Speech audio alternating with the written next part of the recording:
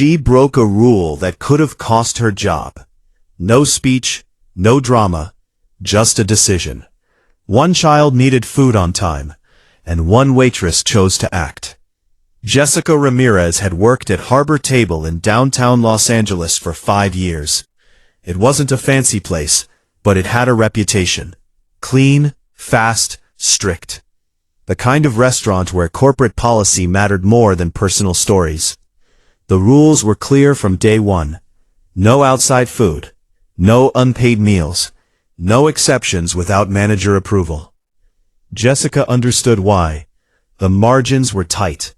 The owners had been sued before. Health codes were serious. Cameras were everywhere. Every order was tracked through the POS system. Every void required a reason. She followed the rules. She needed this job. At 25, she was paying off community college loans. Her father had passed away 2 years earlier. Her mother cleaned offices at night. Jessica helped with rent. Stability mattered more than pride. It was a Thursday night in late October. Not chaotic, but steady. Office workers finishing late dinners. A couple on a date. 2 construction workers sharing appetizers. The Dodgers game played silently on the bar television. At 8:47 p.m., the front door opened. An older woman stepped inside. Early 70s maybe. Gray hair pulled back. Worn cardigan. Sensible shoes. She carried herself carefully, like someone used to conserving energy. Beside her stood a small girl, 8 years old, thin, quiet, big brown eyes observing everything. The host greeted them. "Table for 2?" The grandmother nodded. As they walked toward a booth, Jessica noticed something small but important. The child was holding a plastic grocery bag. Inside was a container. Homemade food. The manager noticed too. Before Jessica even reached the table, he was already walking over. "Ma'am," he said politely but firmly, "we don't allow outside food." The grandmother's English was hesitant, but understandable. "She has diabetes," she said softly. "She must eat specific food. Doctor instructions." The manager kept his tone even. "I understand, but we can't have outside food in the dining area. Health policy." Jessica stood a few feet away, holding menus, pretending to organize silverware while listening. The grandmother tried again. She ordered something small, but if sugar drops, she eats this.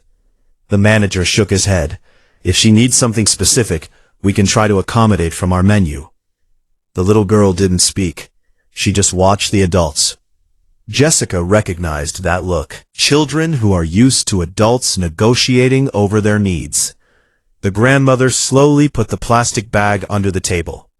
They ordered a small grilled chicken plate and water. Jessica walked back to the server station. "Rules are rules," one coworker muttered. Jessica didn't respond. 10 minutes later, she delivered the plate.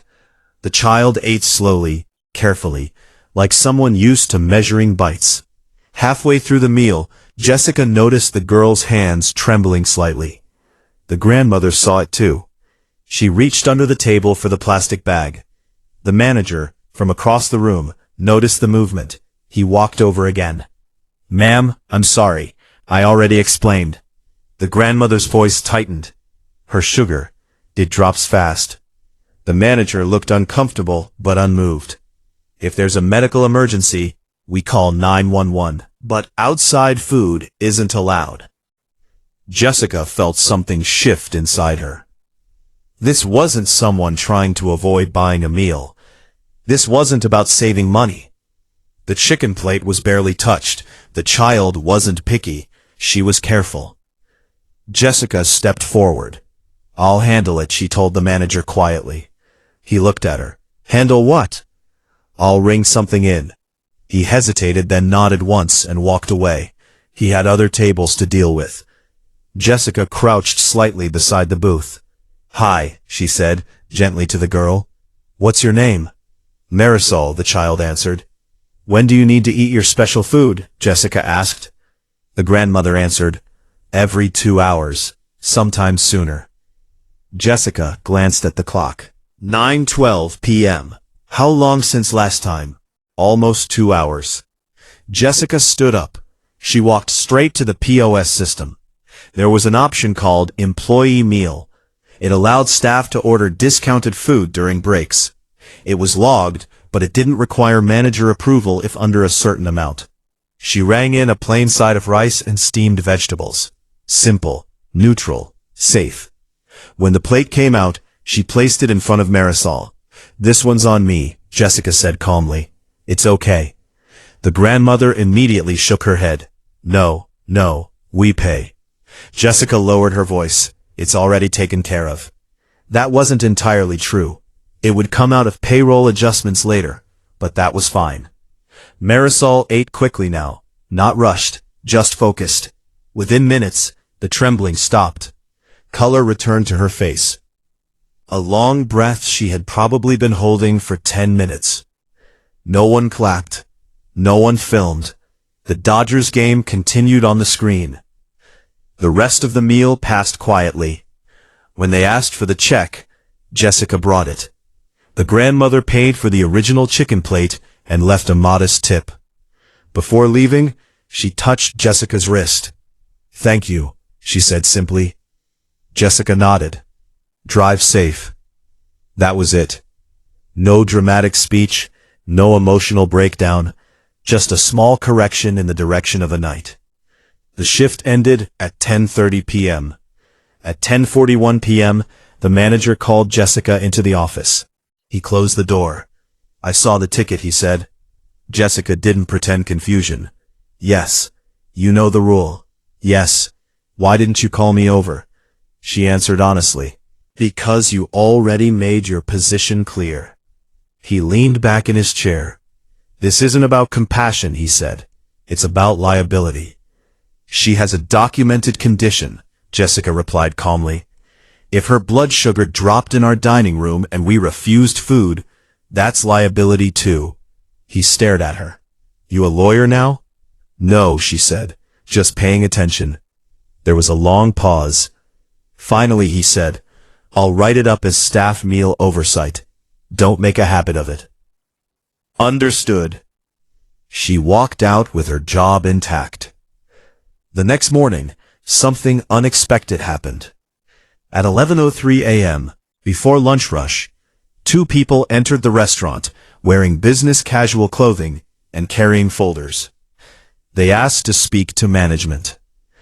Jessica was rolling silverware when she noticed the manager's posture shift slightly during the conversation. After a few minutes, he called her name. In the office sat the grandmother from the night before. But she looked different, more composed, less fragile. Beside her sat a middle-aged man with a state identification badge clipped to his jacket. "Jessica," the manager said carefully, "this is Mrs. Alvarez." Jessica nodded politely. The man introduced himself. "We're with the County Public Health Outreach Department." Jessica's stomach tightened. "We conduct random evaluations," he continued. "Not for food quality, for accessibility compliance and emergency response behavior." The manager stiffened. Mrs. Alvarez spoke clearly now, without hesitation. "My granddaughter is part of a monitored program for children with insulin-dependent diabetes. We evaluate how public establishments respond to medical disclosure." Jessica felt the air leave her lungs slowly. The official continued.